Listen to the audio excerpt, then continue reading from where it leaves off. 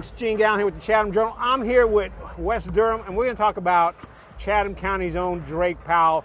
Before we start, you had put out that diagram of how you prepared for the NC State game. Yeah. You learned that from your dad, didn't you? A lot of it, yeah. About 85 or 90% of what I do is based on stuff my dad did structurally.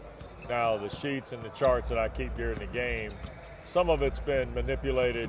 He used to call it cheating when I converted it to computer. He used to type them out and then handwrite everything and then make copies of Carolina, and then he would do the opponents in a different way. But yeah, a lot of it is. I mean, any broadcaster learns from somebody. That's where their inspiration comes from. And for mine in preparation, I'd say 3/4 of it is my dad for sure. Yeah, because I think when you've talked with Gilio and Ovius, you mentioned that several times. Yeah, that's pretty neat. It's the core of what I do. My DNA is based on a lot of the stuff he did. In fact, somebody hit me on social media, I think it was last weekend after the state game, where I said something about somebody's hometown. And it's a nod to my dad. It's also a nod to, I went to high school in a small town. I went to Apex. But my dad remembered being from Albemarle, that when he was a kid, they go to church on Sunday morning, and they had a player from their hometown who played football at Duke.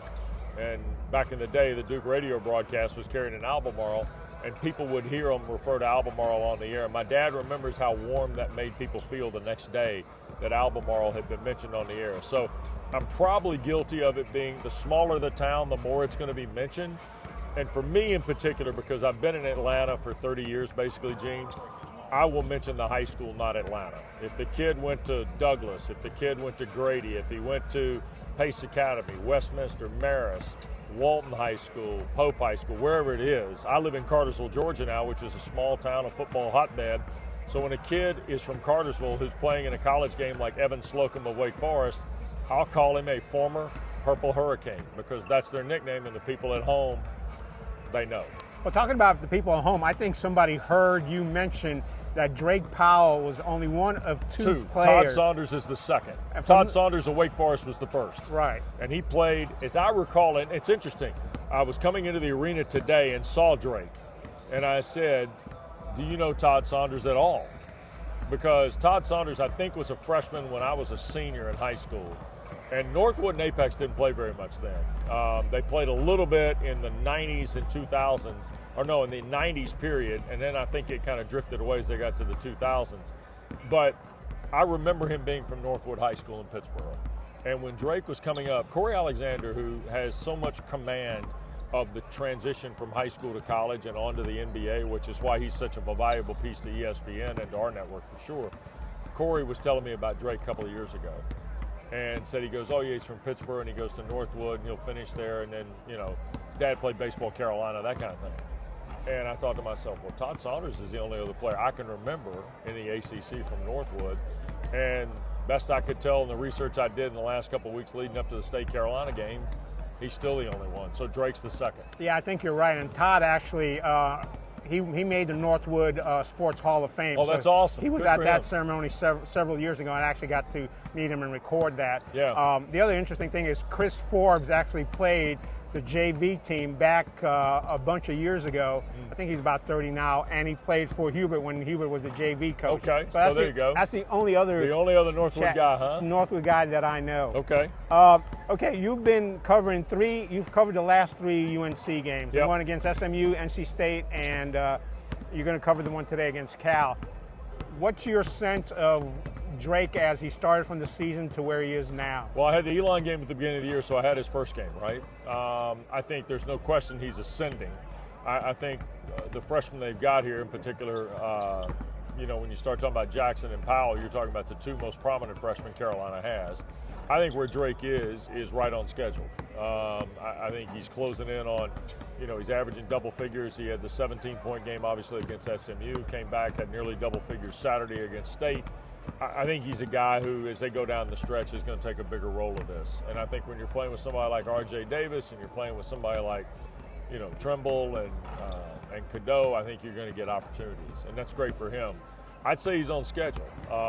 You know, I don't get much into the recruiting and the prospects for the next level and things like that, but the kids I see play right now, he's been as impressive as anybody else. Ian's obviously done a lot of scoring, but I think Powell's game is pretty complete, and I'd say he's had a really nice year so far for sure. All right, so what do you see as being his strengths up to this point, and what are some of the things he needs to work on? For me, I think any young guy coming into college basketball at this level has got to get better defensively. I just don't think anybody comes in as a freshman who's lock stop on that side, right? For me, Powell is a guy who, if you get better defensively, probably in more one-on-one scenarios or help scenarios would be my guess. And then offensively, for me, he's probably got to get a little stronger. I mean, he's well put together and he's got really good size, but he's probably got to get stronger in terms of the physicality of the college game. And I'd say before he has an opportunity to take the next step, he's really probably got to get stronger, just based on how physical I know the NBA to be. Question about minutes to play. He's getting to play a whole bunch. Yep. And why is Hubert keeping him in for that many minutes? Well, I think he's got, again, I think he's a multi-position player, which in Hubert's offense is a huge deal, and Hubert's system. And I think Drake can play 2, 3, and 4. I think as Carolina gets smaller with their lineup, that's going to benefit him.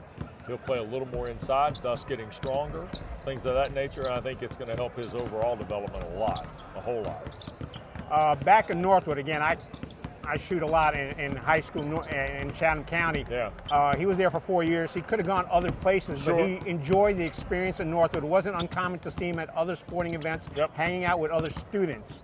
And you do a good job at it, analyzing pros and cons of situations. So let me ask you this question. What's the pros and cons of him going into the NBA draft this year? Oh my God. The pros, well, certainly it would be, you know, the opportunity to play at the highest level worldwide in the National Basketball Association. The con, I don't know. I mean, I'm not familiar enough with that level to project where a kid would fit. You know, my son's 25, used to work at Clemson as a basketball GA before getting into the private sector. I joke with Corey all the time. Outside of Corey, the guy I talk NBA most with is my son. And in working at Clemson for a couple of years, Will always referred to me as the guys who get there who are just there, and then the guys who are impacting being there, right? And I think that's probably the pretty narrow line that Drake's walking.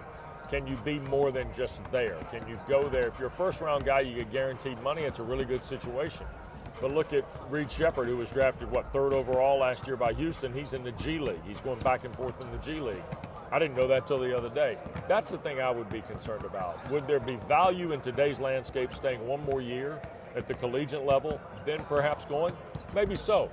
But it's an individual decision that's collaborative in its making with family and things like that. So I think you got to look at it like that too. It's a tricky decision now. In some ways, Gene, it's a lot trickier than it used to be, because there is some financial thing at the college level now that we didn't have. And now those young people have to make decisions based on kind of where their landscape currently is as to where their landscape might be. Do they want to take the bird in the hand or see what the next chance is? Yeah, I haven't had a chance to ask him if he's enjoying the college experience enough, because he did enjoy the high school experience in Northwood, even though he had opportunities to go other places. Now, you mentioned that he's been ascending in his talent stack. Yep. So what are the pros and cons of him staying for another year? Well, I think number one, all the things we've talked about, understanding defensive switching, skill sets, things like that, system play. I mean, I believe Carolina, or just about any school at this level, is capable of preparing you to take the next step. The timing on that step is always the question here. I mean, you know, he could stay here at the college level and be probably one of the top players in the ACC potentially next year, maybe one of the top players in the country. He goes to the NBA, what's that going to look like? I think because the financial landscape that's at the college game right now, it's not this rush to run like it used to be. I mean, look, you and I have seen Armando Bacot stay a few years, maybe 2 more than he probably, would have in the previous existence, right? So you got to kind of take that into account when you start thinking about this. In other words, it's not just all about the money anymore. Last question, because I know you got to go, and he's ascending. One of the things he mentions sometimes is the fact that he's being advised by the coaches to get more aggressive. So Sure. If he stays for another year, do you see him moving into a leadership role? Because that's something I saw him do in high school. And the other thing in high school that I heard people say was that he was a player that was unselfish. If he had a shot, but he saw another one of his teammates had a better shot, he'd hand it off in a heartbeat. Yeah, I think that's a role that obviously he understands, and I think it's one you gather with more maturity at the collegiate level. And I think the benefits of him coming back would certainly be a long list, but at the same time too, I think his leadership factor will grow as he gets older, whether it's here or whether it's at the next level. But he is a guy that I think clearly can impact Carolina if he were to come back in 25-26. All right, that was my last question. Anything else? Great to be with you. Thank you so much.